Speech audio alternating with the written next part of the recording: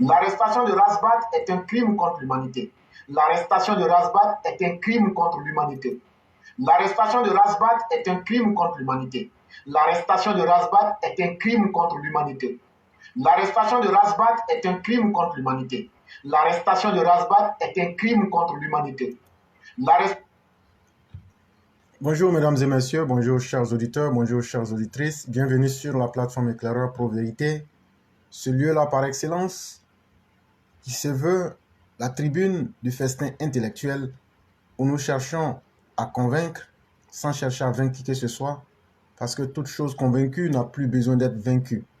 Je dis merci à tous ceux qui, en arrière-plan et de quelque manière que ce serait, nous aident à atteindre ces objectifs. Vous êtes salués. Je salue ici, sur la plateforme Éclaireur Pro Vérité, toutes nos mères, à commencer par notre mère Dambélé Aïcha, la Mao Tapsoba Awa. Je salue aussi notre père Mohamed Bamba, notre mère Awa Momo, et je salue aussi notre père Bacchus Diaby et bien d'autres personnes qui nous suivent en ce moment. Et donc, mesdames et messieurs, nous sommes aujourd'hui mercredi.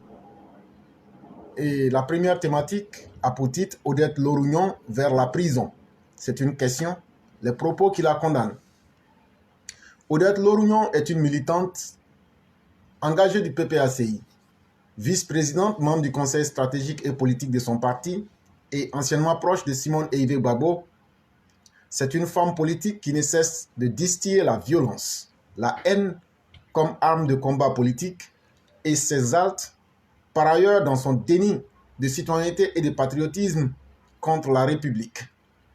En effet, au cours d'un meeting tenu le samedi 11 mars 2023 à Tinga, au Koukro, une localité de Didiévi, Odette Lorugnon a affirmé et soutenu mordicus que les 46 soldats ivoiriens qui étaient détenus au Mali étaient des mercenaires. Voici ce qu'elle disait. Ouattara a pleuré partout pour qu'on libère ces mercenaires. Les mercenaires n'ont pas le droit de faire la prison, mais ce sont les Ivoiriens qui doivent être en prison. Cependant, alors que les autorités ivoiriennes et le secrétaire général des Nations Unies, Antonio Guterres, ont affirmé que ces soldats n'étaient pas des mercenaires, mais plutôt au service du contingent de la mission multidimensionnelle intégrée des Nations Unies pour la stabilisation au Mali, en abrégé MINUSMA, certaines personnalités de l'opposition, en l'occurrence Odette Lorugnon, s'adonnent à des vilainies de sabotage, d'invectives et de diatribes contraires au respect des institutions de la République. Au nom de la liberté d'expression, doit-on laisser des compatriotes propagandistes attenter aux intérêts fondamentaux de la nation, proliférer des invectives et des diatribes contre les institutions de la République en vue de servir des pays tierces? Que dit la loi en la matière? Le fait de participer à une entreprise de démoralisation de l'armée en vue de nuire à la défense nationale est puni de 5 ans d'emprisonnement et d'une forte amende. lorsque l'infraction est commise par voie de la presse écrite ou audiovisuelle, les dispositions particulières des lois qui régissent ces matières sont applicables en ce qui concerne la détermination des personnes responsables. Il faut faire respecter les valeurs fondamentales de la République. C'était un article de M.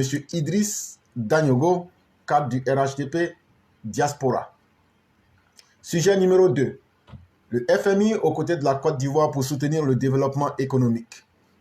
Une délégation du Fonds monétaire international, en abrégé FMI, séjournant en Côte d'Ivoire depuis le 1er mars, a été reçue hier mardi 14 mars 2023 par le vice-président Tiemoko Miele Kone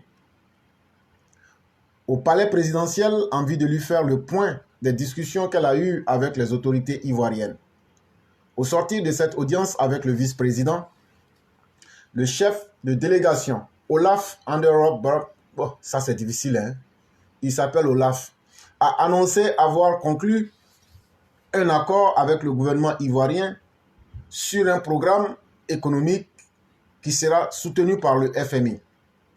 Les objectifs principaux de ce programme, selon le chef de division du Fonds monétaire international, c'est de maintenir la stabilité macroéconomique et de soutenir le développement économique et social de la Côte d'Ivoire. C'était un article tiré de presse côte-d'ivoire.ci. Sujet numéro 3. Après ces propos virulents contre les 49 soldats ivoiriens, les jeunes du RHDP descendent sur Marie-Odette Lorugnon. Le secrétariat national en charge des jeunes du RHDP a animé une conférence de presse hier mardi 14 mars 2023 au siège du parti à Cocody à la rue Le Pic.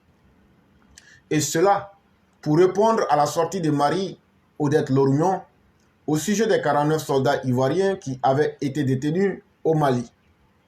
La réponse du secrétariat national en charge des jeunes du RHDP à la sortie de Marie-Odette Lorugnon, la vice-présidente du PPACI, au cours d'un meeting animé le samedi 11 mars 2023 à Tinga au Koukro, dans la localité de Didiévi, ne s'est pas fait attendre. Au cours d'une conférence de presse animée hier à la rue Le Pic, l'un des membres de ce secrétariat a recadré cette ancienne cadre du Front populaire ivoirien. Concernant le point des 49 soldats, considérés par Marie-Odette Lorugnon comme des mercenaires entre guillemets, le conférencier qui avait à ses côtés Abdul Kader Sissé, également membre du secrétariat national, a tenu à préciser dans une interview à Radio France Internationale en date du 19 septembre 2022, le secrétaire général des Nations Unies, Antonio Guterres, lui-même a démontré clairement que ces soldats n'étaient pas des mercenaires, mais plutôt des membres du contingent de la MINUSMA et avait même appelé à leur libération. Se prononçant spécifiquement sur les propos selon lesquels le chef de l'État aurait fait profil bas pour obtenir la libération de ces soldats, Philippe Krabbe a estimé qu'il dénote de l'inculture politique d'Odette Lorugnon, laquelle, a-t-il poursuivi, ne s'illustre que par des propos de haine. En manque d'arguments face au travail herculien abattu par le président de la République depuis son accession au pouvoir et malgré sa volonté de réconcilier les Ivoiriens, en permettant le retour des exilés politiques, le dégel des avoirs, la réintégration des fonctionnaires exilés, la grâce accordée aux ex-prisonniers de la crise post-électorale, le paiement intégral des arriérés de rente viagère de son mentor, le Laurent Gbagbo, l'ouverture de la CEI à tous les partis significatifs de l'opposition, le financement des partis politiques, la poursuite du dialogue politique, etc. Cette femme, Odette Lorugnon, sans doute nostalgique des moments sombres et calamiteux de la gestion de son mentor Laurent Gbagbo, ne cesse de distiller la violence, la haine comme arme de combat politique et s'exalte dans le déni de la citoyenneté contre la République, dira l'intervenant pour répondre à cette membre du Conseil stratégique et politique du PPACI. À en croire Philippe Krabbe, la seule obsession qui habite Marie-Odette Lorugnon et ses camarades est manifestement de détruire tout ce que le président Alassane Ouattara a bâti de ses mains dans un contexte économique mondial pourtant difficile. Il reste persuadé que si le parti de Marie-Odette Lorugnon était aux affaires au moment de la survenue de cette crise, Madame Odette Lorugnon et sa horde de camarades irresponsables s'en seraient certainement pris aux frères maliens sans état d'âme. Parce que c'est l'inhumanité qui les habite. Le conférencier a rappelé à l'ordre l'ex-président du FPI quant au contenu des propos qu'elle tient. Elle devrait plutôt avoir une conscience de mère qui, dans toute démarche politique, doit être guidée par la préservation de la vie de la jeunesse au regard de notre passé récent. Elle devrait avoir honte de sa déclaration mensongère sur la nationalité de nos 49 soldats injustement incarcérés au Mali, mais qui sont rentrés au pays parce que le président Alassane Ouattara, en chef responsable et sage, a su négocier leur retour dans l'intérêt supérieur de la nation avec les autorités du Mali par voie diplomatique et sans compromission, a fustigé ce dernier. En tout état de cause, le secrétariat national en charge des jeunes voudrait pour sa part attirer l'attention de la communauté internationale et nationale sur le danger que constitue ce genre de propos qui attise la haine et stigmatise une certaine frange de la population, dont les soldats, les défenseurs de la patrie. Par conséquent, le conférencier demande aux autorités gouvernementales de faire en sorte que l'intervention de Marie-Odette Lorugnon ne reste sans suite. Il rappelle d'ailleurs que ce sont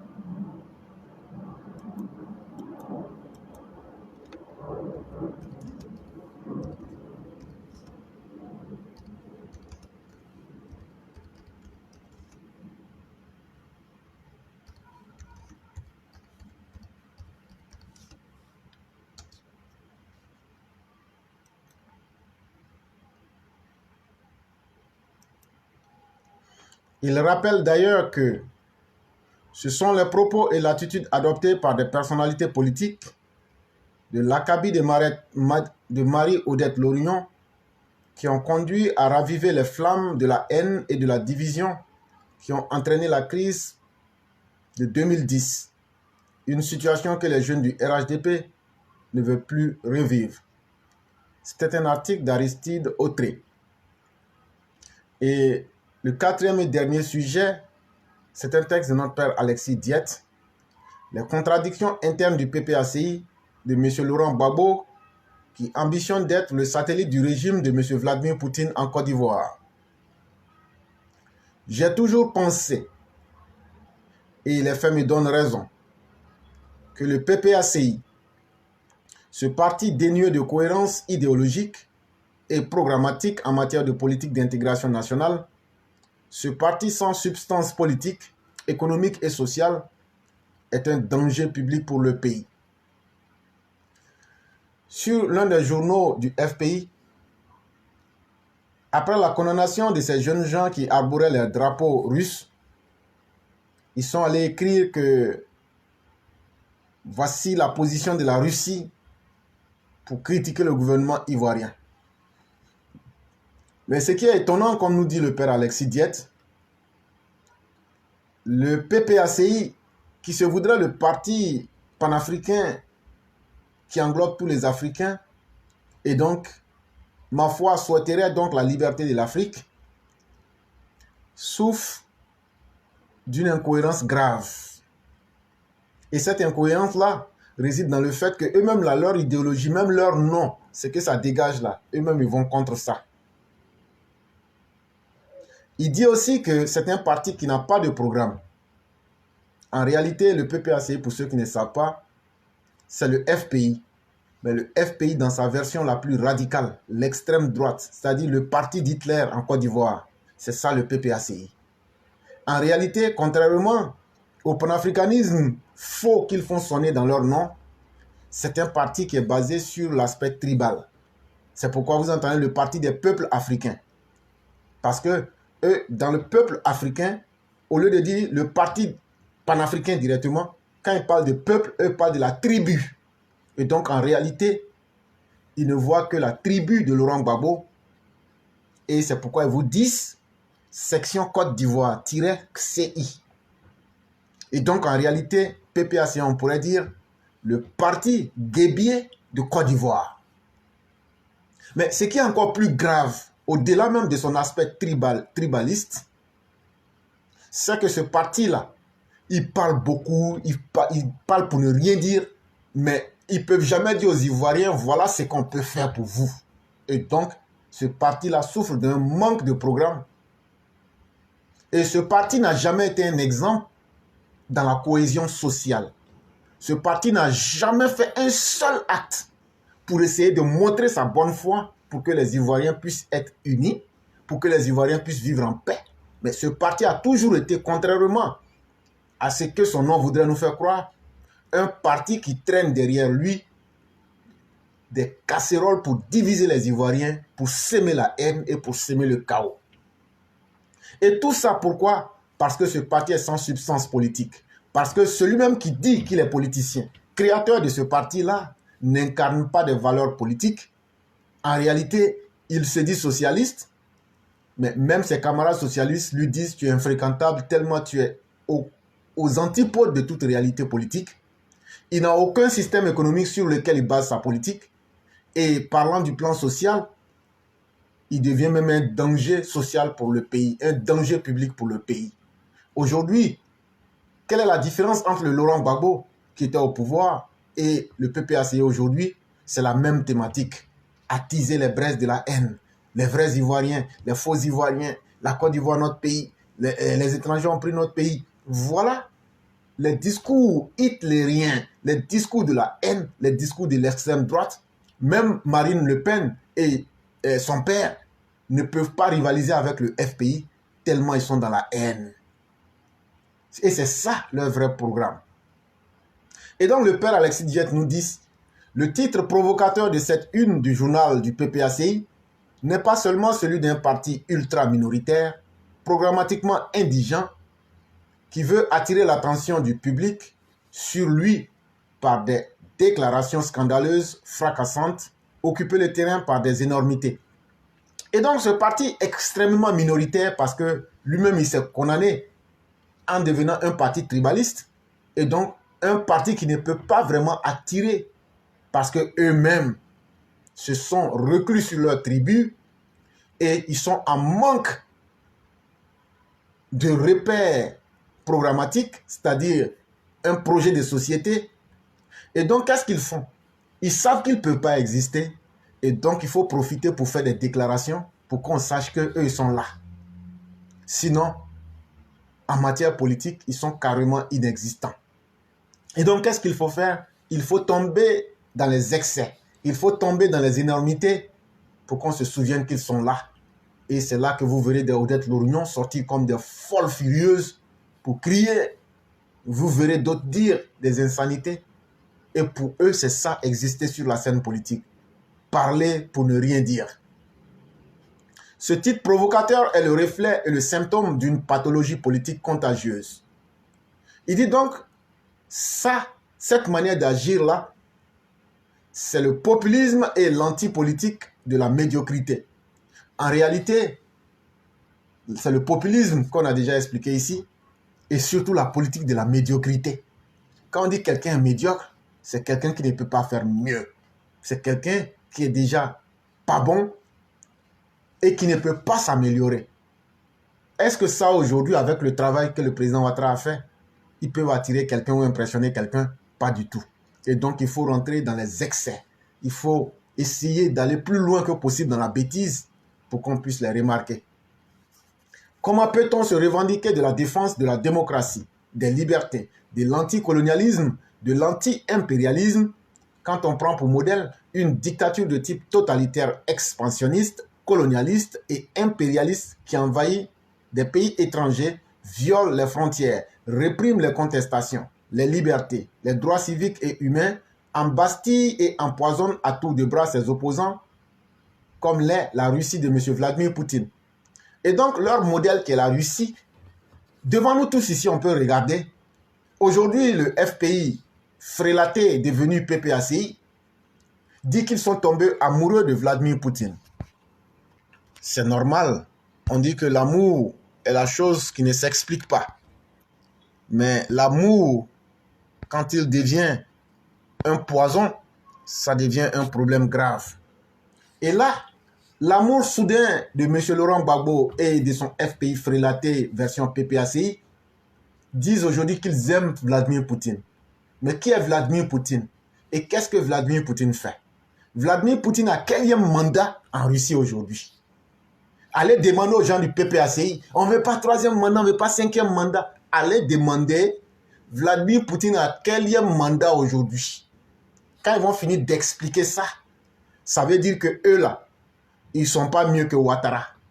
Si eux peuvent encourager quelqu'un qui a plus de 20 ans au pouvoir, c'est que si eux-mêmes ils viennent là, ils vont faire comme la même personne. Or, Ouattara n'a pas encore fait 20 ans au pouvoir. Donc là, quelqu'un qui encourage un dictateur comme Vladimir Poutine, qui a fait plus de 20 ans au pouvoir, où on ne parle même pas de deuxième, troisième mandat, on appelle ça un régime totalitaire. Et donc, c'est ça que les gens du PPACI disent là, eux ils aiment. En plus de cela, ils font de l'expansionnisme, c'est-à-dire ces mauvais comportements de dictature là. Vladimir Poutine aujourd'hui veut imposer ça dans le monde. Et en même temps, le PPACI qui dit qu'ils veulent lutter pour que les Africains soient libres, sont en train d'encourager aujourd'hui un nouveau colonisateur impérialiste qui s'appelle la Russie à travers Wagner pour envahir les pays étrangers. Un pays qui viole les frontières comme on voit à travers la guerre en Ukraine. Un pays où les contestations sont réprimées, comme au temps de Laurent Gbagbo, où toute idée contestataire était éliminée. Les libertés sont éliminées. On ne parle pas de droits de l'homme en Russie. Et lorsque un citoyen donne son avis, s'il n'est pas mis dans les goulags, c'est-à-dire les prisons, il est empoisonné directement. Voilà les exemples que le PPACI encourage et veut offrir aux Ivoiriens. C'est-à-dire si le PPACI vient au pouvoir, Laurent Gbagbo, eux parlent de troisième mandat parce qu'eux nous voient comme moutons. Nous, on doit les laisser. Nous, on doit dire comme c'est comme ça, on a honte. Nous, on n'a pas honte. Hein? Même sixième mandat, on va faire avec Alassane Ouattara. Si vous n'avez pas bien compris là, on va faire troisième, quatrième, cinquième, sixième, septième, huitième, neuvième, dixième mandat. De la même manière que vous aimez Vladimir Poutine là, c'est comme ça nous on aime Alassane Ouattara. De la même manière que vous ne voulez pas dire le nombre de mandats que Vladimir Poutine a fait là, c'est de cette même manière là, Alassane aussi va faire un mandat illimité.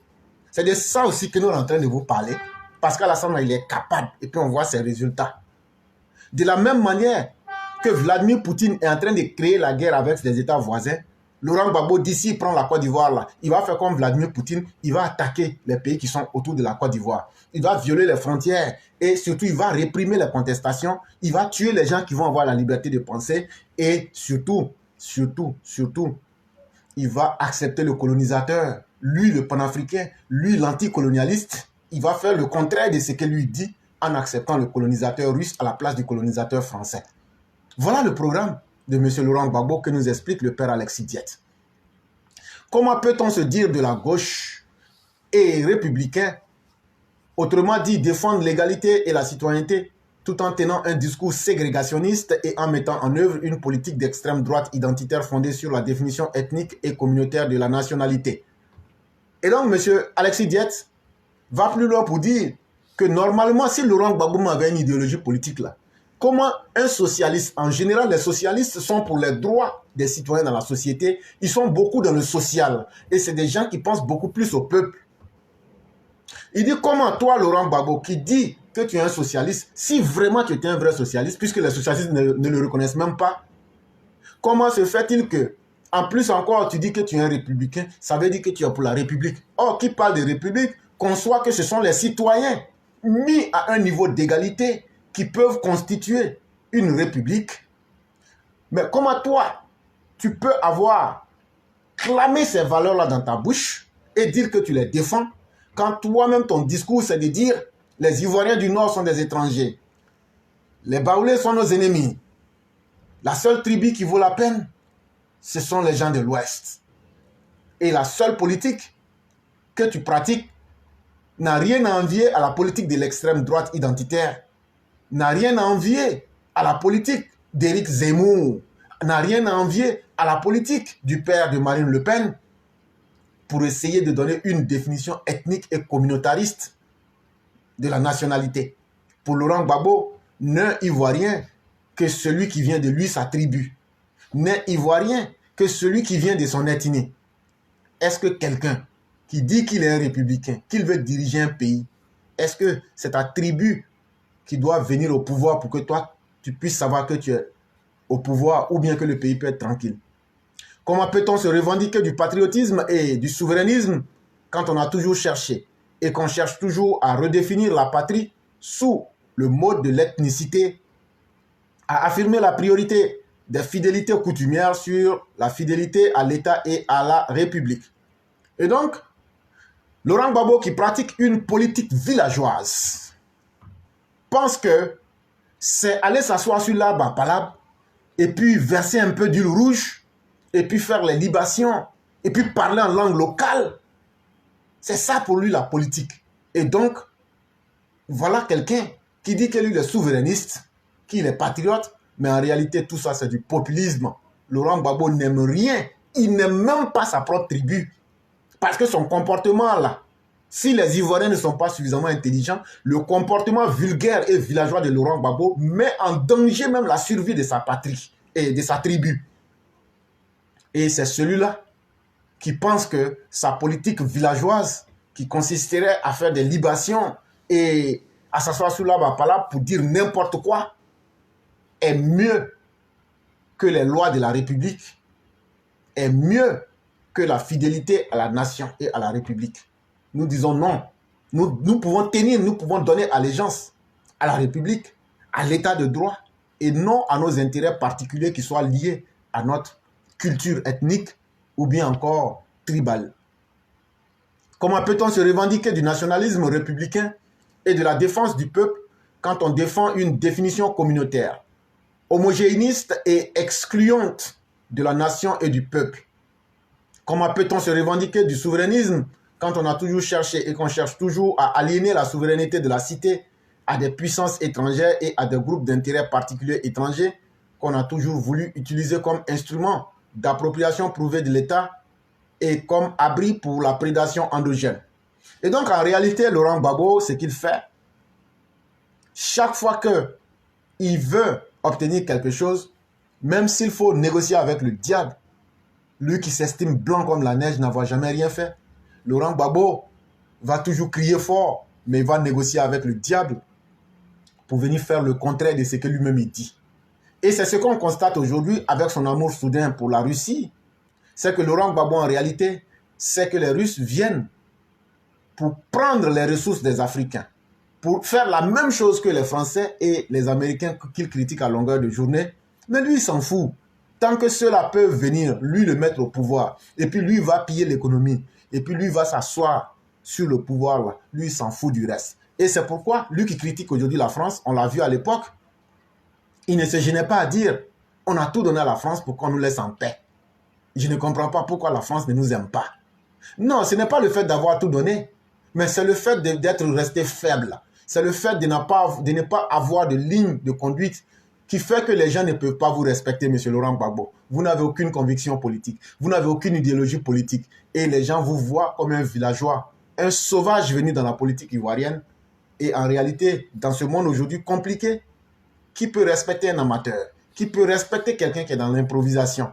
Et donc, les gens profitent de toi, tu deviens leur porte-potin et puis ils avancent.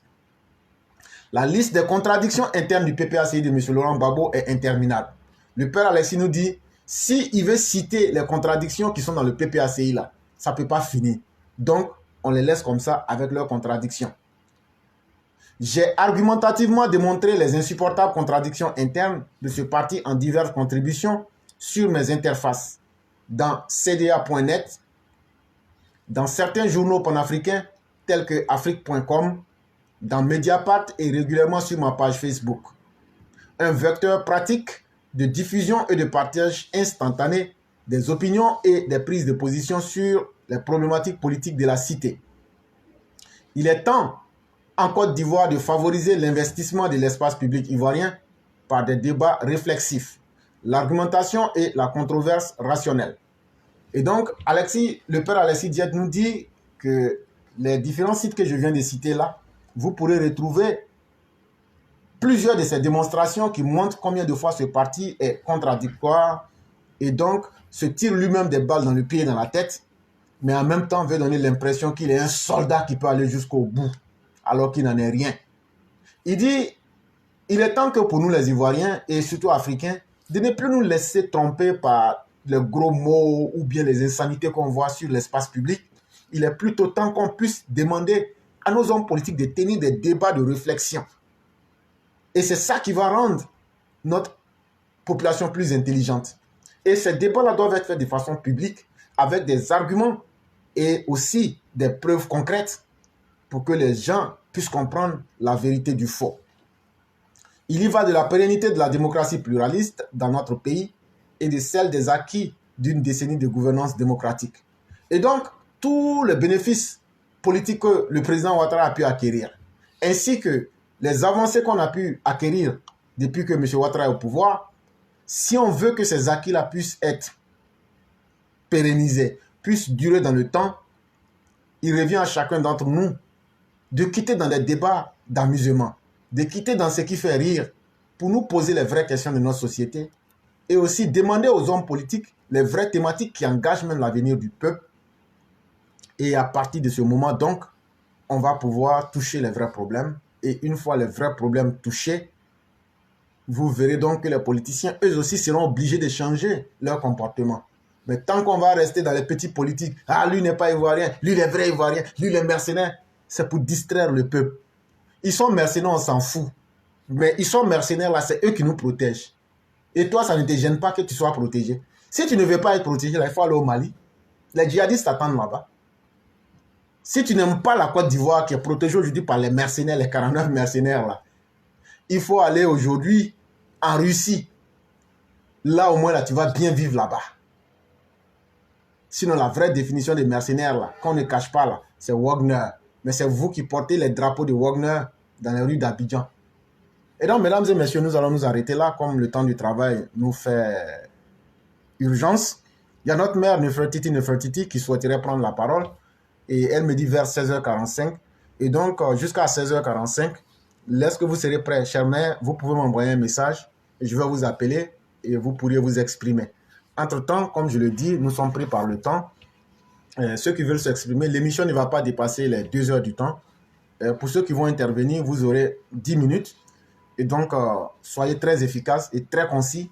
Et donc, ceux qui veulent prendre la parole, n'hésitez pas, prenez-la pour qu'on puisse vous permettre de vous exprimer. Allô? Oui, bonjour l'éclaireur. Bonjour, chère mère, comment allez-vous? Oui, ça va, ça va. Dieu merci. Alors, la journée? je vais être un peu bref parce que je suis encore au travail et j'ai vu que vous avez commencé. Comme je suis au bureau, je vais profiter pour lire mon texte. Il n'y a pas de problème. Si ça ne vous dérange pas. Il n'y a pas de problème. Je dis bonjour à tout le monde. Alors, je commence. Le titre qui a pour titre « La saute et le temps ». La fugacité du temps nous impacte physiquement comme moralement. Et s'il existe une femme qui est en prise avec l'effet dévastateur du temps qui passe, c'est bien la pétasse du coin. Titre revendiqué par ses semblables tels que Pilchéri la galeuse, Aïcha Koné ou encore Karaba la sorcière. C'est bien Odette Lorognon. Visage à jamais revendiqué par la nana ne vit que dans le souvenir de sa belle vie sous son mentor Gbagbo. Cette Odette Lorognon, xénophobe, maléfique, tribaliste, menteuse, frivole et mégère, se rendait à Paris pour s'acheter des macarons et des croissants chez La Durée, cette prestigieuse maison qui est fournisseur de Matignon. Fidèle à ses convictions gore, elle a le champ libre de vociférer et de n'être punie. Aujourd'hui, privée de sommeil, nous fait subir son visage de torture centenaire. À la voir, elle donne l'impression d'un zombie. Affablée de sa ridicule perruque disproportionnée sur sa tête d'oiseau. Elle gueule, aboie, profère des propos dépourvus de toute logique. Effectivement, la sagesse, tu ne la connais pas. Cette sagesse qui n'est ni une science, ni une technique, mais tout simplement un savoir-vivre. Malgré ton âge, tu ne fais aucune preuve de maturité, encore moins de discernement. Dommage de te savoir femme, car une femme digne de nom, de surcroît mère, ne peut tenir des propos de haine, de xénophobie et autres. La femme est amour, intelligence protectrice, digne et du rassemblement familial et collectif. Ne soyons pas étonnés, chers miens. La petite dame fripée n'a aucun mérite qui pourrait justifier son train de vie là-bas. Enragée de ne plus pouvoir profiter, elle perd la tête. Donc, le népotisme et la démagogie sont ses valeurs. Mais malheureusement, il faudrait qu'elle s'y fasse, car ce type de chance engendrée par la politique est aussi fragile que le paix d'un lapin. Alors, petite Lorugnon, souffre de revenir occuper ta vraie place au sein de la société ivoirienne. Ta vie de rêve datant appartient désormais au passé. D'autres mieux que toi n'ont pas eu cette chance. Alors, ma chère députée, apprends à vivre et conforme-toi à la vie d'une honnête citoyenne. J'espère pour toi que tu as un ami assis à côté pour tes vieux jours. Sinon, atchoum. Merci, j'en ai fini. Merci beaucoup, chère mère. Vu le contexte dans lequel vous faites la lecture, je crois que je vais vous libérer le plus tôt. Mais vraiment, merci infiniment pour tous les efforts. Quand j'imagine que c'est du travail que vous appelez, ce n'est pas chose facile. Ça prouve déjà votre détermination et tout l'amour que vous avez pour la plateforme. Vraiment, merci infiniment. Merci beaucoup. Merci beaucoup. Et c'est un texte que j'ai écrit avec Madame Blanc. Effectivement. Merci beaucoup. Bisous à tout le monde. Merci Au revoir. beaucoup. Merci bien, chère mère. Et donc, voilà nos mères qui viennent de vous dire le vrai visage de Lorugnon avec une tête d'oiseau flanquée d'une perruque. Vous aurez compris qu'il faut être une femme pour pouvoir donner une telle description d'Odette Lorugnon. Et c'est tellement bien dit qu'ils lui ont montré son vrai poids. En réalité, le poids d'une personne qui ne vaut même pas quelque chose. Et cette dame-là, si aujourd'hui elle est dans cette folie-là, c'est parce qu'en réalité, elle sait qu'elle n'est pas méritante de quoi que ce soit, mais que c'est dans la forfaiture qu'elle a pu se donner le train de vie actuel. Et aujourd'hui, du fait que dans un environnement où on demande les vraies valeurs des uns et des autres, elle est complètement dépassée, donc tombe dans la folie haineuse. Et il y a M. Jacques Touré qui nous donne une description assez intéressante du baboïsme. Et il nous dit qu'il faut absolument débabotiser la politique ivoirienne. Laurent Gbagbo vous dira toujours ce qui est bon à entendre, ce que vous voulez entendre, alors que Laurent Gbagbo n'a aucune intention de réaliser quoi que ce soit. En d'autres termes, la politique gbagboyenne se limite à ce qui profite à Laurent Gbagbo lui-même. Allez demander à Simone, elle vous dira la même chose. Et donc, mesdames et messieurs, comme on a dit, nous sommes en semaine. Le temps du travail étant un impératif, vous avez vu notre mère même appeler du travail, et moi-même je dois y aller. Tous ceux qui veulent appeler, vous avez 5 minutes pour vous signaler. Et comme je l'ai dit, seul le travail permet de survivre. L'émission ne sera pas longue. On ne va pas dépasser les 2 heures du temps. Ceux qui veulent prendre la parole, faites-le maintenant. Et ceux qui vont se signaler dans les 5 minutes qui suivent, ce sont ces personnes-là que nous allons prendre pour pouvoir continuer. Pour ma part, nous avons fini notre présentation. Et s'il n'y a pas d'intervenant, compte tenu aussi du fait que peut-être les différentes personnes soient tenues par leurs différentes obligations, on va mettre fin à ce direct-là dans les 60 secondes qui suivent pour ne pas abuser du temps des uns et des autres. Et donc, pour notre part, nous avons pu faire la présentation du jour. Nous disons aussi merci à tous. Et on va attendre 60 secondes, le temps de trouver si peut-être quelqu'un a quelque chose à dire. Et s'il n'y a pratiquement rien à dire, on va pouvoir fermer le direct. Entre-temps, je salue Isaac Touré, je salue M. Issoufou Fofana, je salue Ladji Lameitus Meite, je salue aussi toutes ces personnes-là qui sont là. Il me semble qu'il y a Binette qui voudrait la parole.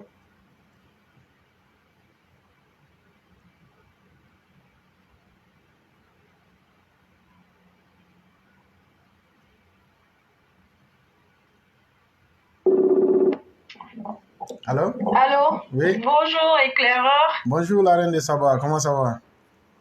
Très bien, excusez-moi, je ne suis pas trop dans les conditions. Ok, je suis dans le parc. Effectivement.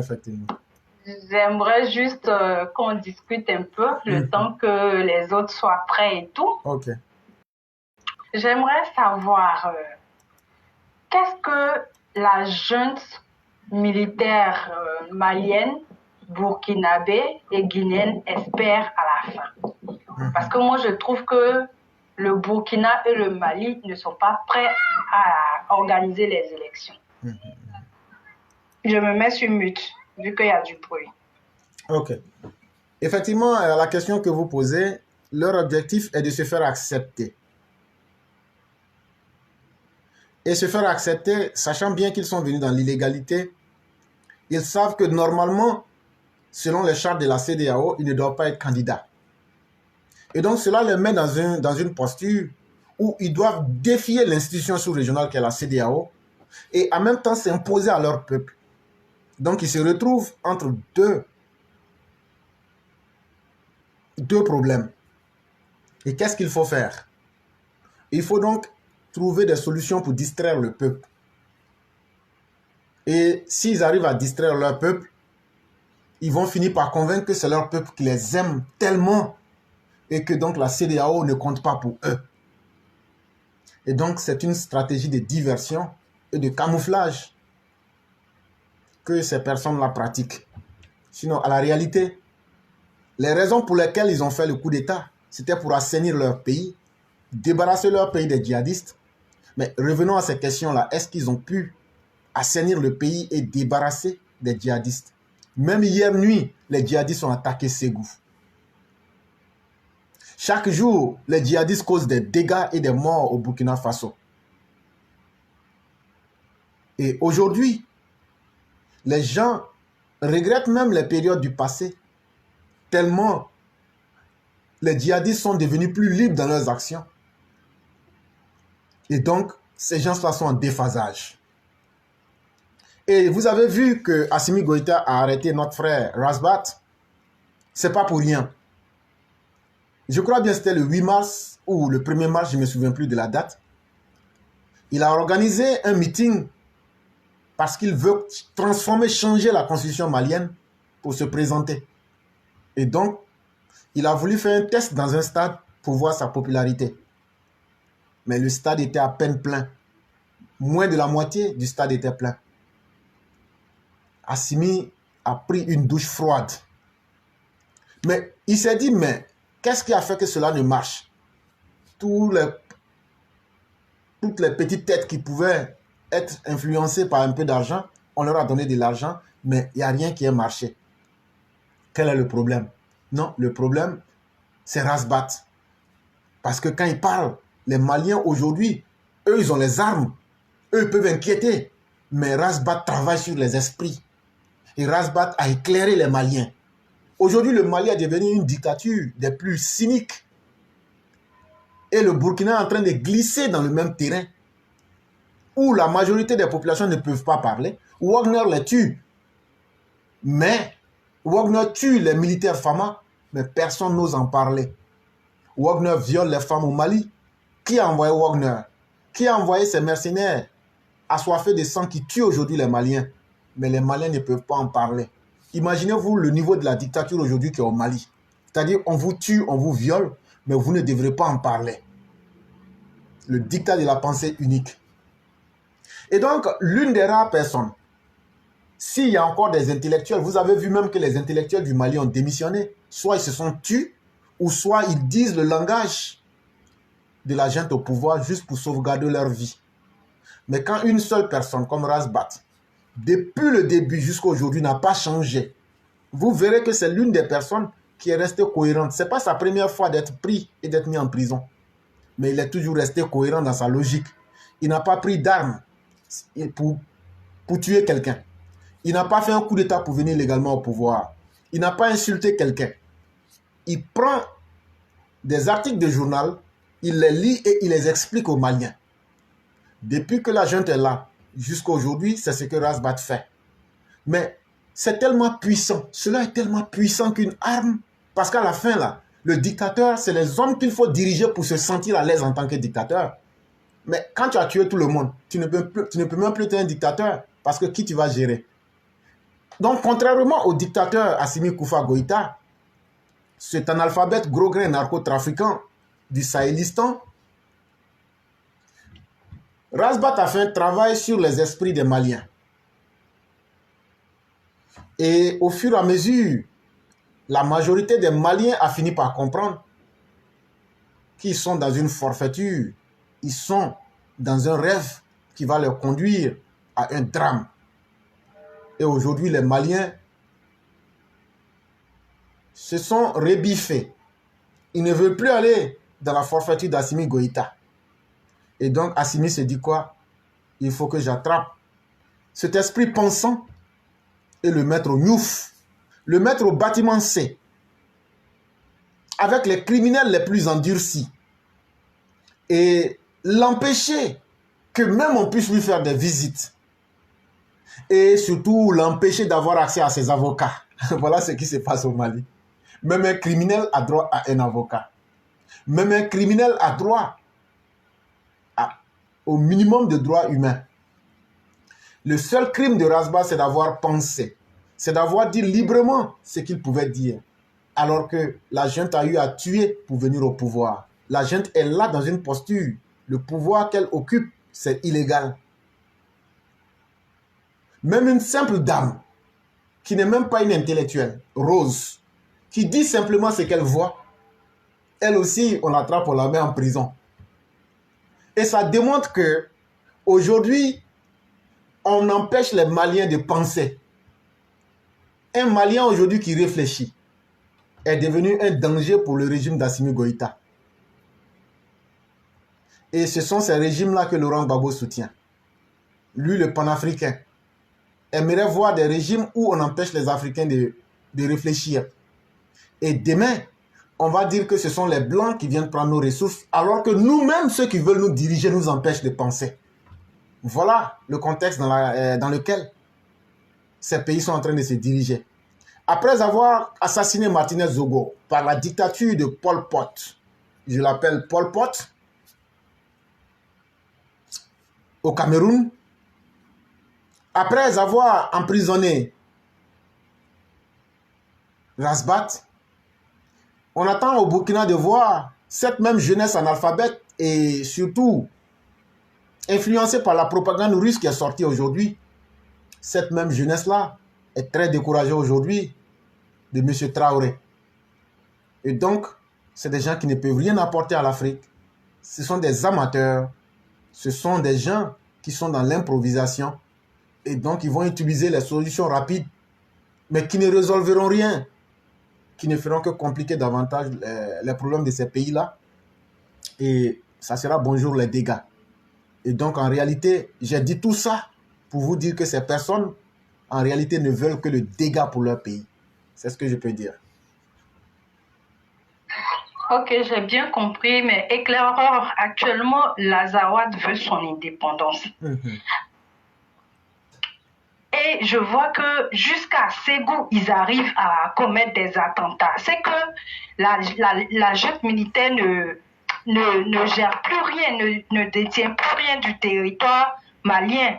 Si l'Azawad prend son indépendance, que deviennent nos populations qui sont à Ségou, à Bamako? Merci.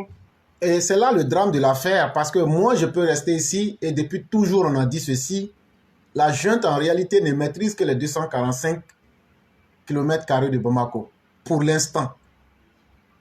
En réalité, le Mali n'existe plus au jour d'aujourd'hui, nous vous parlons, parce que la grande majorité du Mali, pour ne pas dire les 90%, sont occupés par les bandes armées et terroristes. Et dans ce décor, quand on dit que la junte a été pire que ATT ou IBK, parce que eux encore on pouvait parler du Mali, aujourd'hui le Mali n'est qu'une vue d'esprit, c'est-à-dire c'est dans l'esprit que le Mali existe.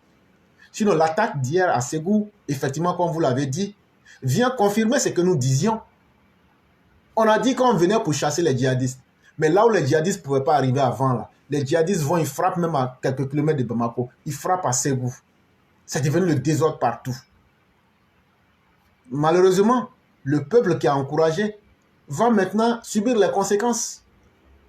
Parce que si le peuple avait compris la portée de ce que nous leur disions, faites attention. Ceux qui vous parlent, qui sont là, ce sont des gens qui n'en valent pas la peine, qui ne peuvent pas. Ils viennent pour vous conduire vers le chaos. Ils nous ont vus comme des ennemis et ils n'ont rien fait que de nous combattre.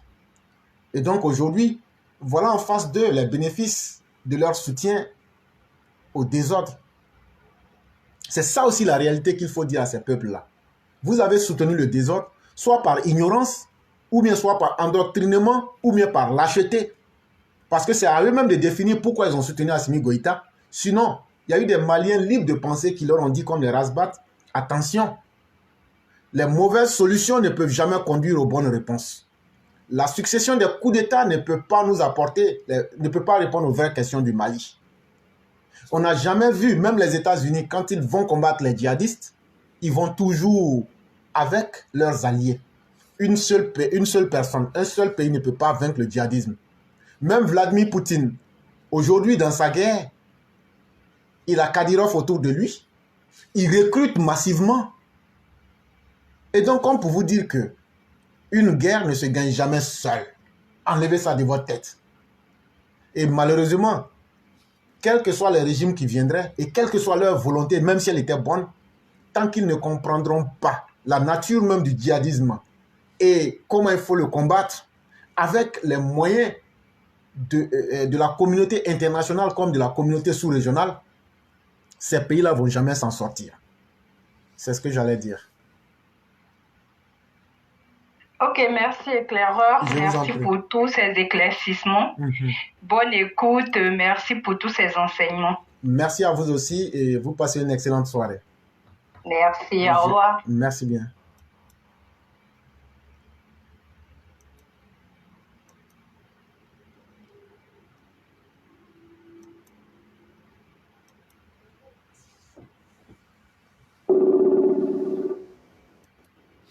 Effectivement, il y a plusieurs personnes qui me demandent. J'ai eu à faire un post hier où j'ai dit qu'à 30 km de Yamoussoukro et à l'entrée de Noé, qu'il y a des gens qu'on avait pris. Les gens qu'on a pris, c'est une affaire qui est encore chaude, je ne donne pas beaucoup de détails. C'est des gens qui voulaient attaquer la Côte d'Ivoire. On les a pris et il y a des gens même qui me demandent où on les a mis. Les frères, soyons sérieux. On ne va pas vous dire tout pour le moment. Si on a eu la gentillesse de vous dire déjà quelque chose qui est lié à la sécurité, sur cette plateforme-là, on ne s'amuse pas avec les secrets. On ne peut les donner qu'au moment qu'il faut. Déjà, le fait même de vous informer, nous l'avons fait pour vous dire que l'autorité est au travail pour vous. Et que vous pouvez faire confiance à l'autorité parce que il veille au grain. Maintenant, les petits détails, on les a arrêtés. Comment, où ils sont, moi je connais, mais je ne peux pas vous le dire pour l'instant. Parce que c'est un travail qui est plus que sérieux et les informations sécuritaires, on ne rentre pas dans les émotions. Mais ce que je pouvais vous dire pour l'instant, c'est ce que j'ai dit. Maintenant, c'est à vérifier si c'est faux. Ceux qui veulent vraiment nous montrer que c'est faux, allez vérifier et venez dire que c'est faux. Mais pour l'instant, je peux vous assurer que, en tout cas sur ce domaine-là, on ne vous donne pas des informations à la sensationnelle. Ce qu'on vous dit est sérieux. Parce que chaque fois que vous voyez certains distraire les gens, ils pensent que c'est sur Facebook qu'on mène toute notre vie. On est en train de faire ça, mais on vous suivait en même temps. On sait tout ce qui se passe. Et donc, pour dire que le président Ouattara, il tient la sécurité du pays à cœur. Et le ministre Brahima Ouattara fait le boulot comme il se doit. Ces gens-là ont été arrêtés dans la nuit d'avant-hier. Et ils ont été proprement arrêtés. On va les faire parler.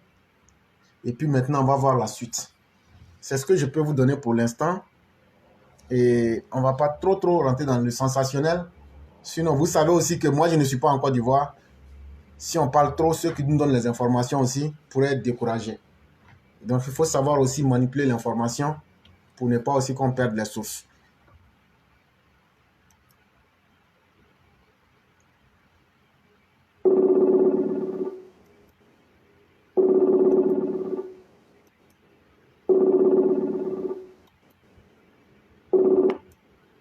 Allô?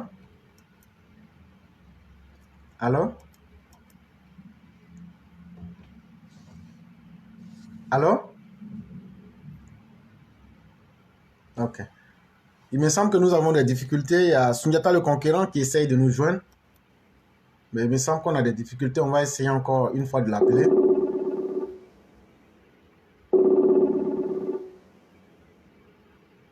Allô? Oui, bonjour Sundiata le conquérant. Oui, bonsoir, cher frère Clara. Oui, comment allez-vous? Oui, je vais très bien chez vous. Dieu merci, tout va très bien. La soirée se passe bien, j'espère. Grâce à Dieu, tout va très bien. Et de votre côté? Oui, on ne se plaint pas par la grâce de Dieu. Dieu merci. Donc, vous avez la parole. Alors, je vous remercie à nouveau de me donner la parole. Alors, je vais intervenir sur un sujet d'actualité. Bon, hier, vous avez retransmis des informations, mais bon, on ne va pas rentrer en profondeur, hein, parce que tout ce qui relève du domaine sécuritaire, c'est pas un effet sensationnel comme on le dit. Alors, si vous avez remarqué bien, le samedi soir, lorsque j'ai demandé à prendre la parole, c'est vrai que j'étais en retard, je n'avais eu droit qu'à au plus 10 minutes de parole, j'ai pu intervenir entre 5 et 7 minutes de parole. C'est bien cela? Effectivement. Si vous vous souvenez. Effectivement. Si les gens ont fait la remarque, j'étais remonté et puis j'avais dit de mettre en alerte toutes les forces vives et puis le parti pour que le gouvernement se mette en ordre de bataille.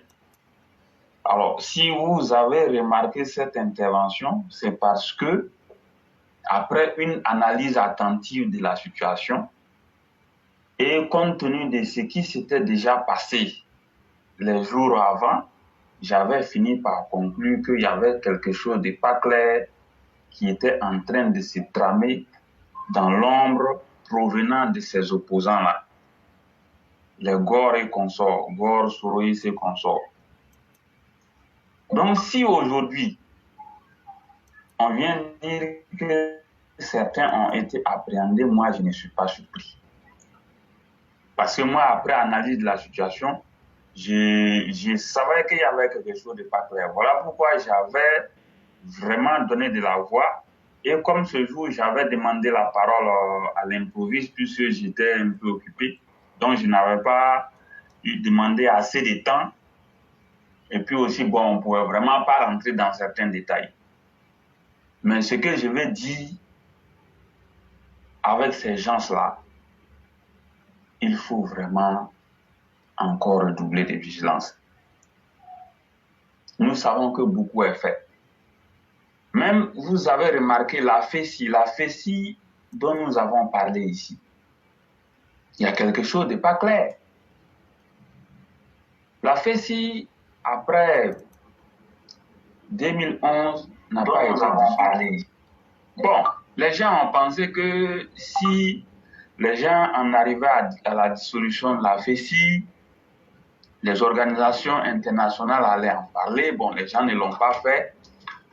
Les gens ont essayé d'arranger les choses. Bon, finalement, la FESI a repris confiance. et elle s'est organisée. Mais dans son fonctionnement à la réalité, il n'y a pas eu de changement significatif. Est-ce que vous voyez? Il n'y a pas eu de changement significatif du tout. La FECI reste et demeure une branche séculaire de Laurent Gbagbo, de Soroïs et Gore. Ça, il ne faut pas cacher ce fait-là, c'est une réalité. Bon, nous avons essayé d'attirer l'attention. Vous avez vu hier le cyclone, il a décrit un fait ici, qui s'est passé en 2003. Mais bien avant ça, il y a des crimes, il y a des viols, il y a beaucoup de choses. Il y a un FECIS même qui a témoigné de façon anonyme ce qui s'est passé. Donc nous disons qu'il y a beaucoup de choses. Mais en tout cas, le mieux, c'est d'être beaucoup plus ferme. Il faut être beaucoup plus ferme parce qu'avec ces gens-là, c'est-à-dire ils se sont mis en tête, tant qu'eux, ils vont exister, il faut toujours trouver un moyen de perturber l'ordre social, de déranger les gens. Or, la Côte d'Ivoire est très avancée. Tel que le pays a avancé, on ne peut pas se permettre de faire marche arrière. Donc, voici pourquoi nous disons que, à l'allure où vont les choses, en tout cas, il faut être prêt à tout. Et le samedi, je l'ai très bien dit. Je l'ai dit très clairement le samedi. Lorsque mon intervention s'est étendue sur 5 à 7 minutes ou plus, je l'ai dit. Ce que le président de la République pense qu'il ne veut pas faire, c'est-à-dire faire la diplomatie, polisser les choses, arranger, aller tout doucement avec les gens pour qu'un jour ils renoncent. Ça, moi, je ne pense pas que ça va être possible. Avec cela, il faudra la manière forte, la fermeté, la détermination. Cela, ils ne peuvent rien faire. Vous allez voir, à l'approche de n'importe quelle élection, ils vont concocter des plans rien que pour tuer des innocents. Mais il ne faut pas attendre qu'on en arrive là. Avant qu'on en arrive à une situation où eux-mêmes, Gore et Soroïs, vont essayer de prendre des armes blanches, des machettes ou bien des armes pour aller s'attaquer à des innocents. On l'a vu ici à la désobéissance civile, leur fameuse désobéissance civile. Avant qu'ils vont le faire, il faut être suffisamment aguerri et puis vraiment les dévancer. Il ne faut même plus qu'on en arrive à une situation où on dit qu'ils ont concocté quelque chose pour aller tuer des innocents. Avant qu'on va en arriver là, il faut les court-circuiter et puis on gagne en temps. Parce que ce qu'ils concoctent très souvent, c'est pour aller tuer des innocents. Vous voyez? Donc il faut que la vigilance soit de mise jusqu'à la fin des temps. Voilà, parce qu'avec ceux-là, tout reste possible. Ceux-là, nous allons les combattre. Nous allons les combattre jusqu'à leur dernier retranchement. Vous allez voir, leur génération sera combattue. C'est quand leur génération va passer. Ils ont une classe de jeunesse merdique qui est encore là. Comme les Blé Boudé, Damana, Picasso. Ceux-là, on va les combattre. On va les écarter du système. C'est quand eux, ils vont passer que certains vont prendre conscience. Sinon, les babous là, eux, ils ne vont jamais prendre conscience. Puis les chéris galeuses, tout cela, c'est des gens, il faut vraiment les combattre dans leur dernier retraite. Le combat que nous menons, ce sera sur plusieurs décennies. Mais étape par étape. C'est peut-être un jour, eux, leurs petits-enfants vont prendre conscience du fait que, nos grands-pères, nos papas, vraiment, voilà ce qui leur est arrivé, parce que voilà ce qu'ils avaient fait. Donc nous autres, vraiment, si on veut vivre en paix dans ce pays, il faut qu'on tourne le dos à tout ce que nos grands-parents et nos parents ont fait. Voici un peu. Donc ça ne va pas finir. Ce qui arrive dans ce pays, ça n'a pas commencé maintenant. Ils ont commencé ça avec Oufoué. Ils ont commencé à emmerder Oufoué. Depuis plus de 4-5 décennies, on est dans ça. Ça n'a pas commencé en 1990, c'est depuis les années 1970 que ça a commencé. Juste après la première décennie des indépendances, c'est là que ça a commencé. Donc, c'est quelque chose, ça ne va pas finir maintenant. C'est-à-dire, il faut mettre les militants en ordre de bataille. C'est pour cela que nous avons toujours insisté sur le fait que le parti doit faire la promotion des jeunes valeureux et combattants et compétents. Les jeunes qui se battent, les jeunes qui ont de la valeur, les jeunes qui ont de la compétence, le parti gagnerait à faire leur promotion et à mettre tous les militants et militantes en ordre de bataille. Parce qu'un parti politique doit toujours sa survie à ses militants et à ses bases. Vous avez vu en Turquie, contre Erdogan, qu'est-ce qui s'est passé? Des généraux ont voulu faire coup d'État. Ces généraux-là, ils avaient reçu l'onction même depuis l'étranger, depuis des puissances extérieures. Surtout des États-Unis. Mais les généraux, voilà, bon, je ne voulais pas dire, prononcer le nom des Américains parce que, bon, on est en phase avec eux, je ne voulais pas donner leur nom. Donc, ces généraux-là sont sortis avec les chars, les armes. Qu'est-ce qui s'est passé? C'est la population qui est sortie pour se mettre devant, pour faire barrage à ces déstabilisateurs et auteurs de coups d'État-là. Ils ont été cueillis un à un, comme des fruits pourris, emprisonnés, et le pouvoir d'Erdogan est encore tangible, sain et sauf. Vous voyez? Donc c'est cela. C'est cela. Il faut travailler de sorte que le militant soit en confiance. Il faut travailler de sorte que ceux qui ont mené le combat aux premières heures, ils prennent la confiance, ils s'en sortent, ils soient toujours disponibles, prêts au four et au moulin. Il faut le faire parce que tel que le parti gère la base et les militants, nous l'avons toujours dénoncé, ce n'est pas ce qu'on aurait voulu. Mais est-ce que les choses ont changé sur le terrain? À mon humble avis, non. Il faut continuer à travailler dans ce sens-là. De sorte que le jour où un indélicat, ou bien un individu mal intentionné, ou bien des déstabilisateurs vont se lever, en ce moment-là, ce sera la base militante qui se lèvera pour se dresser contre ce fauteur de trous et déstabilisateurs pour les mettre hors état de nuire, et le pouvoir demeurera jusqu'à la fin des temps. Nous avons les cartes en main de faire en sorte que ce pouvoir-là, il demeure jusqu'à la fin des temps. Les cartes sont dans nos mains.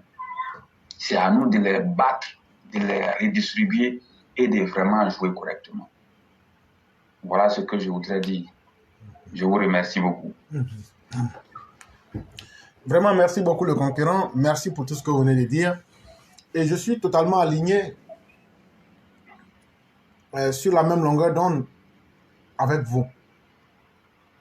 Voyez-vous, si on a demandé la restructuration du parti, c'est parce qu'on avait vu une distance entre les instances, les cadres, si vous voulez, les instances dirigeantes et la base. Or, il se trouve que la base est très importante. Aujourd'hui, qu'est-ce que nous demandons aux cadres? C'est-à-dire pratiquer un peu d'humanisme, c'est-à-dire que descendre au quartier, aller dans les grains, parler avec les jeunes pour qu'ils se sentent en confiance et puis vous dire ce qu'ils pensent.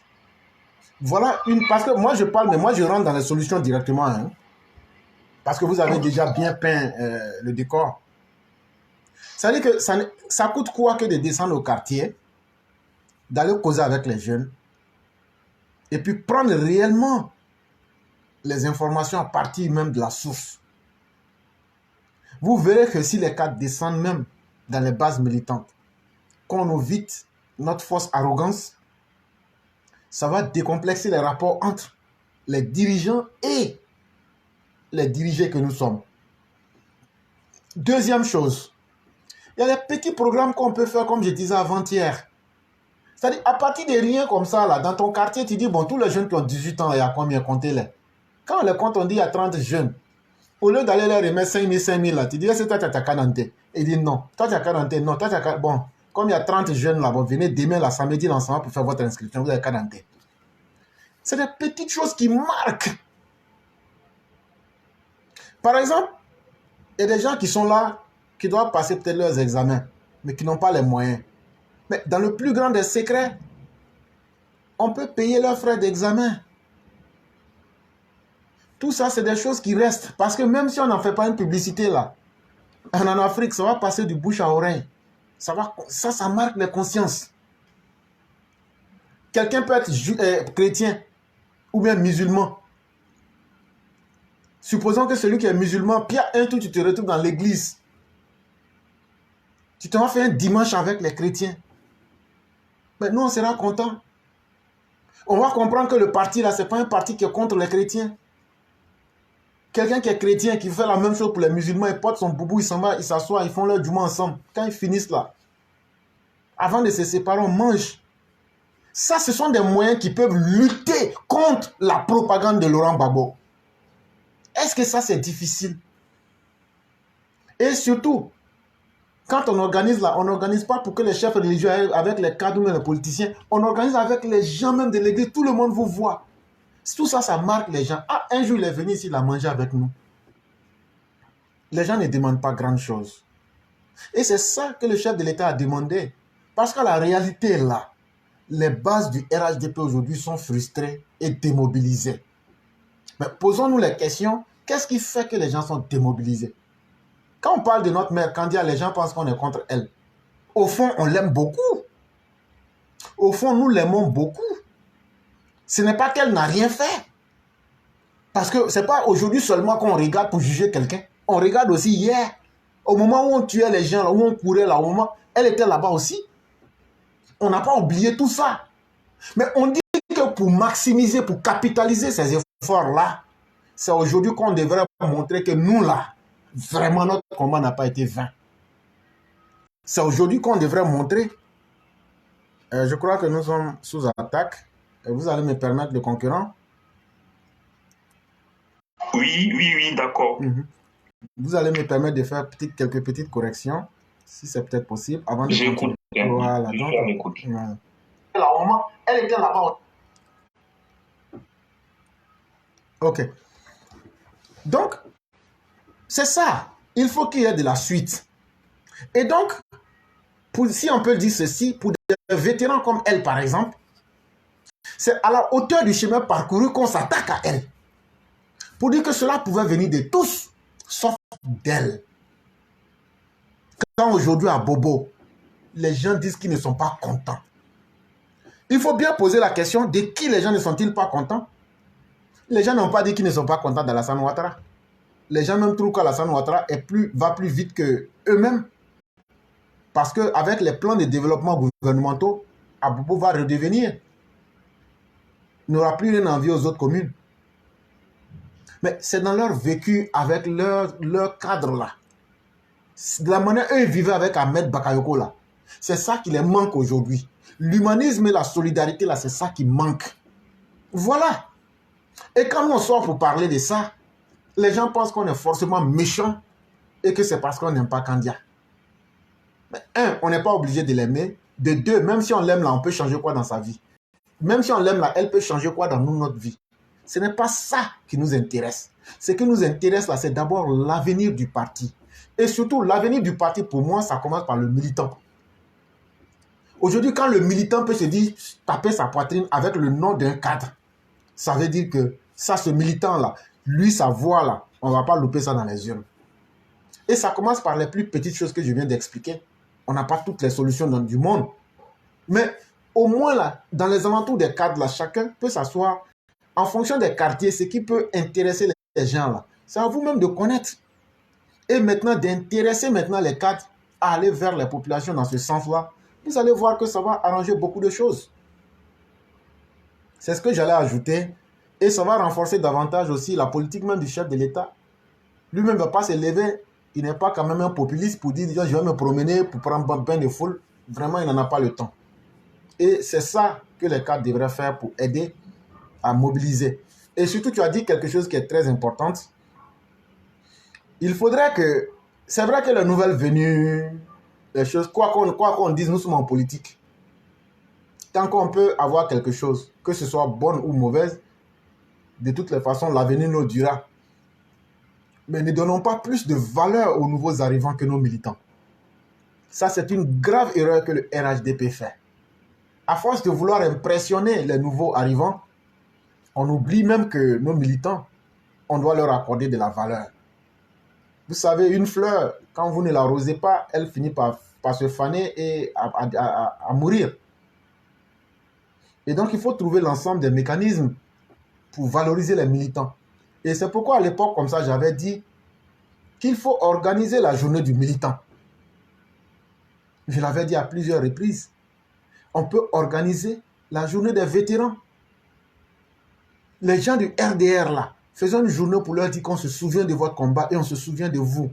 Vous allez voir l'impact que cela va avoir sur le parti. On peut trouver une journée, par exemple, pour faire une cérémonie de lecture des livres religieux pour nos martyrs qui sont tombés. On va même au cimetière, on filme tout ça, on met ça sur nos plateformes.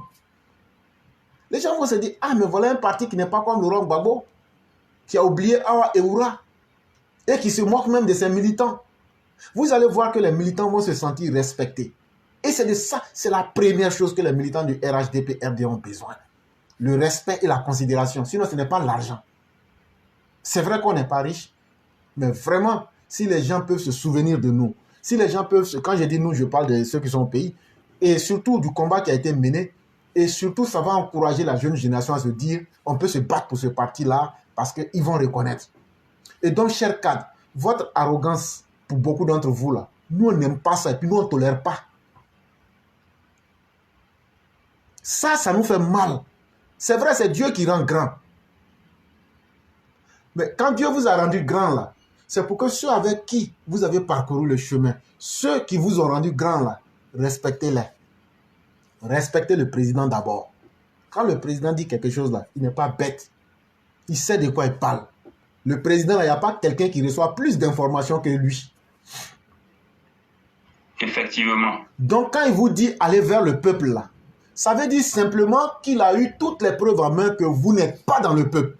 Mais si vous, les cadres, vous n'êtes pas dans le peuple, là, comment le président, malgré tout ce qu'il fait, là, ça veut dire qu'il voit les conditions de sa chute. C'est ce que ça veut dire. Descendez au four et au moulin. Vous avez accumulé des fonds. On vous donne des fonds. Si on vous a nommé là, ce n'est pas vos compétences. Ce sont des nominations qui ont été liées au parti. Ça veut dire qu'il y a un devoir de reconnaissance qui doit venir de vous vers les populations. Ça coûte quoi que de recenser les veuves de votre quartier et chaque fin de mois, leur donner 50 000. Vous pensez que même si vous faites en cachette là, ça ne va pas sortir? Parce que ce qui rentre dans la mémoire et dans le cœur là, ça ressort toujours. Les gens vont dire, Dieu merci, depuis que le monsieur là est là, chaque fin de mois là, il nous donne 50 000 à cause d'Alassane Ouattara. Ça là, ce que ça va apporter là, tu n'auras même plus besoin d'aller dire non, je vais être candidat, pardonnez, mettez mon nom sur la liste, c'est comme si c'est comme ça. C'est ce qui vous manque, chers cadres. Arrêtez de venir, nous qui sommes en train de gueuler sur la toile là, arrêtez de nous donner l'argent. Moi, je n'ai jamais reçu, mais la majorité des cyberactivistes font ça pour qu'on les appelle, pour qu'eux ils aient de l'argent. Arrêtez de nous donner de l'argent. Personne ne nous a obligés à faire ça. Si on le fait là, c'est ce que nous on peut apporter. Moi, je suis en train de vous donner des stratégies, mais à la limite, on aurait pu me demander, mais toi-même, tu fais quoi? Mais ce que je fais déjà là, je conscientise, je galvanise et j'arrive à donner mon idée pour que les militants puissent être toujours tenus par la fibre militante. En plus de cela, nous faisons quelques petites actions que nous pouvons, comme par exemple l'assurance maladie. Qui était mieux placé que vous les cadres pour rendre cette politique-là viable? Comme nous, on l'a fait ici. Nous, on a pris, je crois, une douzaine de familles, 48 personnes, à raison de 4 personnes par famille. On les a couverts sur une année. Mais vous, les cadres qui avez plus de moyens, pourquoi vous ne pouvez pas couvrir 100 personnes, mais 200 personnes? Si chaque cadre se disait, bon, dans ma localité, je couvre 100 personnes. Mais ces 100 personnes-là, il y aura combien de votants là-dedans? Il faut multiplier ça. Et surtout que le bouche à oreille va passer. Vous verrez la différence. En réalité, le parti n'a pas été généreux avec ses militants. Quand je parle de généreux, ça ne veut pas dire que le parti n'est pas venu distribuer de l'argent. Le parti n'en a pas les moyens et ce n'est même pas une bonne image. Nous ne sommes pas des baboïstes pour vouloir attendre que le gouvernement nous paye pour notre militantisme. Mais la générosité dont je parle, c'est cet humanisme-là qui voudrait qu'on redescende pour essayer de montrer que vraiment le président est là pour tous. Mais c'est le président seul qui mène son combat. À la vérité, il faut le dire. Même ceux qui sont nommés dans les directions les DRH par exemple. Il y a combien de DRH qui se battent pour que nos militants puissent monter dans les différentes structures? Il n'y en a pas. Ou il y en a très peu. Ne nous mentons pas. Et je vous le dis, quand je parle, souvent j'englobe des sujets globaux, mais je touche des points spécifiques. Je sais très bien de quoi je parle. Parce que nous aussi, on mène des enquêtes. Quand je vous avais dit qu'on allait rentrer et au ministère de l'Intérieur et dans la commission du H pour faire nos enquêtes, les gens ont pensé qu'on s'amusait. Mais ceux qu'on a fait infiltrer, d'autres sont sortis pour venir dire, c'est nous, on s'est filmé, voilà, on est venu présenter. Ah, je suis parti, voilà comment ça s'est passé. Et donc, quand on parle là, c'est nous ici. Lorsque les gens qui ont des entreprises n'arrivaient pas à avoir leur paiement, c'est nous ici, on a pris ces cas-là et on a mis au grand jour. Et Dieu merci, je pense pour ma foi, les choses ont évolué. Et donc, on a les moyens, les capacités. Et donc, quand on dit que les directeurs des ressources humaines, qui sont nommés par leur proximité avec le parti, n'aident pas les militants, ça, c'est une réalité flagrante aujourd'hui qui saute à l'œil. Et il faudrait que le parti convoque les cadres et leur dise, n'ayez pas honte, nommez les militants. Parce que quelqu'un qui est nommé pour son militantisme, quels que soient ses déboires et ses excès, il ne va jamais oublier que c'est le parti qui l'a mis là. Et on va lui rappeler ça aussi, pour qu'il sache que c'est ça sa compétence. C'est le parti qui l'a mis là. Sinon, là, si c'était son diplôme, là, on n'allait pas... Vous, c'est qu'on vous demande, là. C'est pas votre diplôme qui vous a mis là. C'est le parti. C'est pourquoi on vous demande ça. Sinon, si c'était votre diplôme, là, on n'allait même pas parler de ça. Donc, c'est très important. N'ayons pas honte de rendre forte notre base. N'attendons pas que ce soit le FAFSI seulement qui vienne vers nos mères et nos femmes et nos sœurs. Faisons des petits programmes. Allez retrouver les femmes dans leur jardin et essayez de passer peut-être 30-40 minutes avec elles. Discuter un peu avec elles. Partager des idées avec elles. Vous les intellectuels, comment elles peuvent maximiser leur business.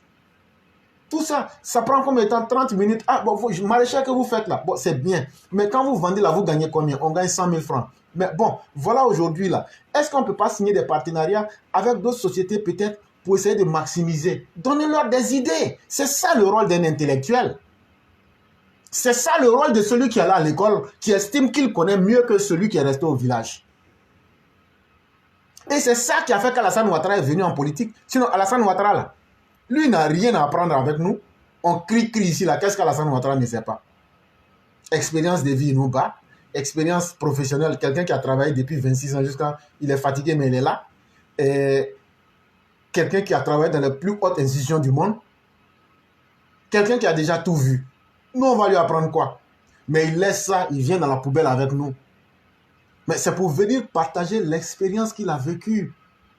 Et c'est ça que moi j'appelle la générosité. Et il dit, ce que j'ai appris là, c'est que je peux transformer le monde pour faire rêver les nouvelles générations. Mais vous, les élus du RHDP, regardez par exemple une fois notre mère Mariam Traoré qui allait donner ne serait-ce que de l'eau à nos militaires. Elle était de passage, elle a payé de l'eau. Bon, je sais qu'il y a un petit gombo aussi qui a glissé en bas aussi. Les monos, même si on ne dit pas là, nous on connaît. Mais là, on ne parle pas de ça.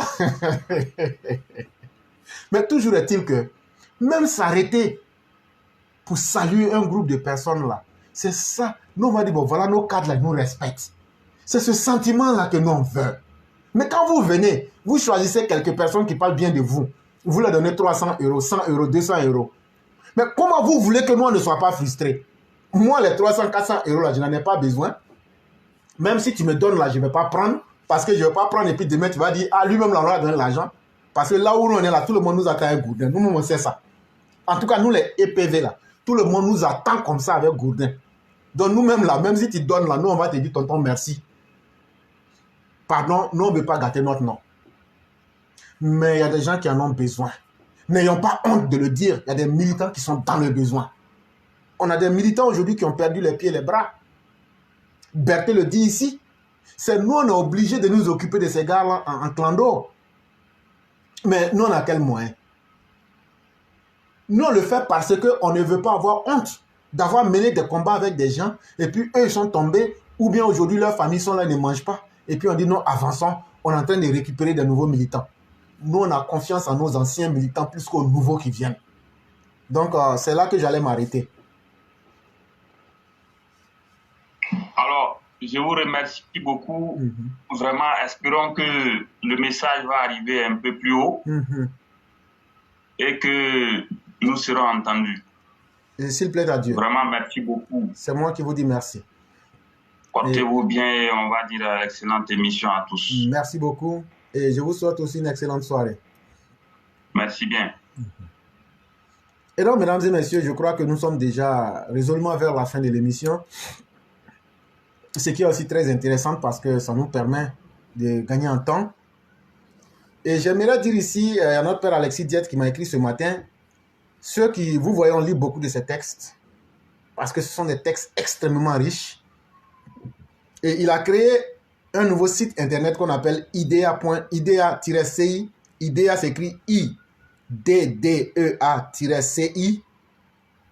Et ça déjà, vous savez que ça sera une mine d'informations et une mine, parce que là où on peut apprendre quelque chose, c'est pour nous, c'est ce que nous appelons une mine d'or. Et donc, il nous a fait l'immense plaisir de nous informer, comme pour nous dire qu'on peut déjà commencer à visiter ce site-là. Et il a aussi profité pour nous souhaiter à tous une excellente journée, ce que nous nous souhaitons autant. Et tout ça, c'est la marque de respect. Quand j'imagine un intellectuel de haut acabit comme le père Alexis Diette, quand j'imagine tous ces grands intellectuels qui passent sur la plateforme pour essayer d'édifier les consciences africaines, pour essayer d'aider nos pays à évoluer, chers EPV, nous sommes sur la bonne voie. Restons nous-mêmes et continuons à faire le combat que nous menons. La dernière chose que je souhaitais signaler avant de pouvoir clore l'émission du jour, c'est la suivante. Vous avez vu que depuis pratiquement une semaine, nous, on est cohérents dans ce qu'on fait. On a dit qu'on allait voir, après les déclarations du ministre de l'Intérieur, comment le Hajj aurait été organisé cette année. Et notre souhait avait été que tout puisse bien se passer, de sorte que les musulmans puissent dire vraiment, cette année, tout a été mieux que l'année dernière. Mais malheureusement, les gens sont tombés exactement dans le même piège. Et comme, profitant des expériences de l'année dernière, on s'était promis de faire nos propres enquêtes, quand on a fini nos différentes enquêtes, on a été vraiment ouverts à tous. On les a expliquées en temps réel sur la plateforme pour montrer combien de fois l'organisation du Hajj, en tout cas dans le monde musulman en Côte d'Ivoire, est non seulement mal organisée, mais les causes principales sont dues à la corruption. Parce que ceux-mêmes qui sont censés être à l'organisation se disent que c'est la période pour moi de gagner tout ce dont j'ai besoin pour peut-être cette année. Les gens se disent que c'est le moment unique de gagner leur pain. Et donc les gens deviennent insensibles. Et les gens sont prêts à tout pour essayer de détourner et surtout de désinformer. Parce que n'oubliez pas une chose, dans ce monde-là, tout le monde est à la recherche de deux choses, de l'information et de la désinformation. Si je suis quelqu'un qui est intelligent, je vais chercher l'information correcte pour essayer de me rendre plus intelligent pour éviter les erreurs ou bien les malheurs qui vont venir. Mais je peux, dans un autre sens, être à la recherche de la désinformation, c'est-à-dire toutes les stratégies possibles pour trouver une information pour pouvoir induire les gens en erreur. C'est ce que Laurent Gbagbo sait faire. Et donc, cette stratégie de la désinformation a pour avantage de pouvoir dominer les autres, mais en utilisant la mauvaise information ou l'information dénaturée.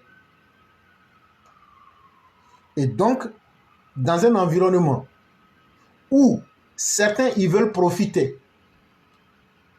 quand on dit que le Hajj a été clos en 21 heures, c'est du mensonge, c'est de la désinformation.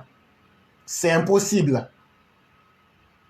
C'est simplement le fait qu'ils ont bloqué et ils disent on va maintenant mettre la pression pour que les gens viennent et les plus offrants, on va leur donner les places. On a découvert aussi qu'au centre même où on fait les visites médicales, les gens ont fait par désinformation, ils disent que les vaccins là, qu'il n'y en a pas. Ce qui est faux. Parce que soit le gouvernement, comme je le disais hier, a fait dans la mauvaise foi, sachant bien que les gens vont aller au Hajj, ils n'ont pas commandé assez de vaccins. Mais le gouvernement de Alassane Ouattara est trop responsable pour faire ça. En réalité, les vaccins sont là, et même surtout en surplus de stock. Mais simplement, c'est la désinformation qu'on donne aux pèlerins pour leur dire, ah, il n'y a plus de vaccins. Et donc, même le vaccin, là, on augmente le prix. Comme l'a dit le monsieur ici, quelque chose qui doit revenir à 30 000, ça devient 60 000. Et donc, il y a la désinformation. Quand je vois certains dire, non, venez les musulmans, on va vous informer. Mais quand les pèlerins viennent, on leur donne la mauvaise information. Par mauvaise foi, on donne une date. Mais en réalité, on ne fait pas ce qu'on avait dit à cette date-là. Quand on dit à des musulmans, la journée est terminée, allez à la maison. Mais que d'autres viennent la nuit. Est-ce que votre temps de travail, là, c'était la nuit? Qui travaille la nuit en Côte d'Ivoire? Un travail administratif. Et donc, tout ça, on a pu découvrir plusieurs failles. Et on va essayer maintenant. On a vu ça, tout le monde a vu ça.